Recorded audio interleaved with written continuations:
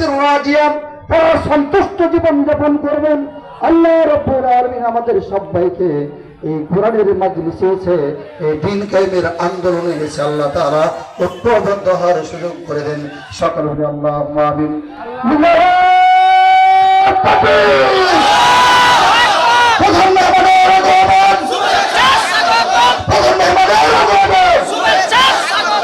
ইসলামবাসীর পক্ষ থেকে, ইসলামীবাসীর পক্ষ থেকে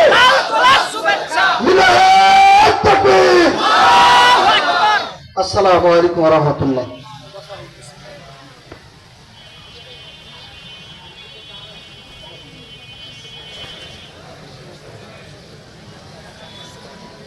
ওয়ালাইকুম আসসালাম ওয়া রাহমাতুল্লাহি ওয়া বারাকাতুহু। কেমন আছেন?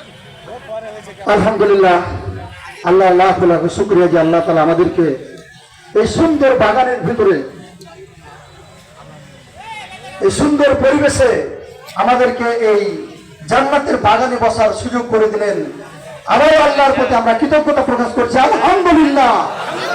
আমাদের শ্রদ্ধাভাজন আমাদের প্রধান মেহমান চলে এসেছেন। প্রধান মেহমানকে সামনে রেখে আমি আমার কথা বৃদ্ধি করছি না। আপনারা আমার জন্য দোয়া করবেন। আগামীতে ইনশাআল্লাহ দেখা হবে, কথা হবে।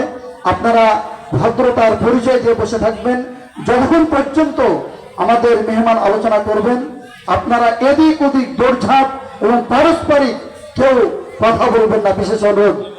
আজকের মতন আমি এখান থেকে কথা শেষ করছি। আসসালামু আলাইকুম ওয়া রাহমাতুল্লাহি ওয়া বারাকাতুহু। আসসালামু আলাইকুম ওয়া রাহমাতুল্লাহি ওয়া বারাকাতুহু। আলহামদুলিল্লাহ, শুকরান জাযীলা শুকর। জনাব মাওলানা তরিকুল ইসলাম খুব সুন্দর আলোচনা করছিলেন।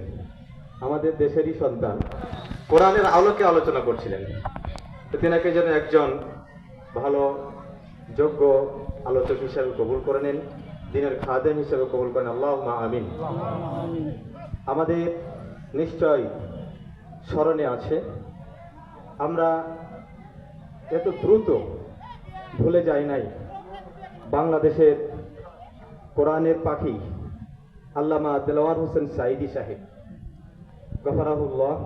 আল্লাহ তিনাকে ক্ষমা করুন, জান্নাতবাসী করুন, সবাই আল্লাহুম্মা আমিন। তিনি কত সুন্দর মিষ্টি কণ্ঠে এবং